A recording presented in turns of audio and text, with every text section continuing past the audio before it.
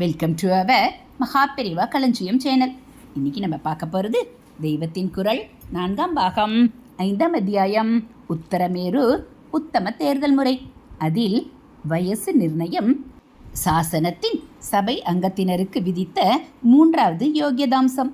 4வது யோகியதாம்சம் கல்வி பற்றியது. சபை அங்கத்தினராக தேர்ந்தெடுக்கப்படுபவர் நல்ல படிப்பாளியாக இருக்க வேண்டும் என்று விதி செய்திருக்கிறது. அந்த காலத்தில் படிப்பு என்றால் முக்கியமாக சாஸ்திர படிப்புத்தான். எல்லாம் சாஸ்திரம்தான். டான்ஸை பரத சாஸ்திரம் என்கிறோம், சயின்ஸை விஞ்ஞான சாஸ்திரம் என்கிறார்கள்.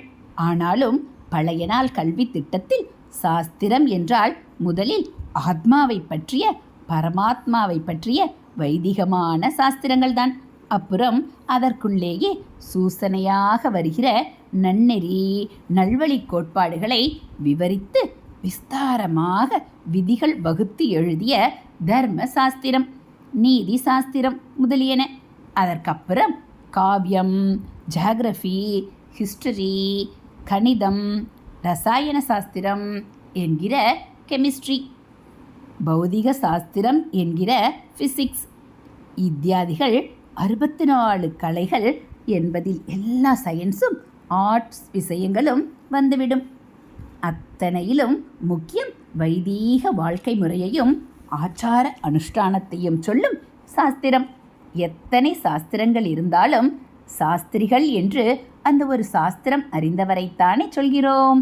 இப்போது கல்வி முறைக்கு அடியோடு சம்பந்தம் இல்லாததாக பொது ஜனங்களை முன்னேற்றும் கல்விக்கு முட்டுக்கட்டையாக இருப்பதென்றே விரோத பாவத்துடன் கருதப்படுவதாக இருக்கின்ற வேத தர்ம சமயச்சாரம்தான் அன்றைய கல்வி முறைக்கு அச்சாக ஆணி வேறாக இருந்தது.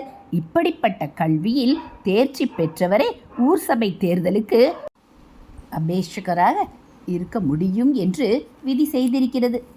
ஹரஹர சங்கர ஜெய ஜெயசங்கர, ஹரஹர சங்கர ஜெய ஜெயசங்கர. மகா பெரியவா சரணம். இதுபோல் தெய்வத்தின் குரல் பகுதிகளை நீங்கள் தினந்தோறும் கேட்கணும் அப்படின்னா மறக்காமல் நம்ம சேனலை சப்ஸ்கிரைப் பண்ணுங்கள். கூடவே பெல்லைக்கானை கிளிக் பண்ணி ஆளுங்கிற பட்டனையும் அழுத்திடுங்க. நம்ம சேனலில் வரக்கூடிய ஆன்மீக தகவல்கள் எல்லாம் உங்களுக்கு பிடிச்சிருந்தா ஒரு லைக்கும் கமெண்ட்டும் கொடுத்து உங்களுக்கு தெரிஞ்சவங்களுக்கும் ஷேர் பண்ணுங்கள். தேங்க்யூ.